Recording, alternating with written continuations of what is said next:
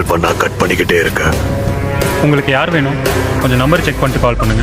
தம்பி விஜய், இந்த சிச்சுவேஷனோட சீரியஸ்னஸ் புரிஞ்சுக்கிறதுக்கு உனக்கு 2 hours ஆகும். அப்போ நீயே என் கால்காக வெயிட் பண்ணு.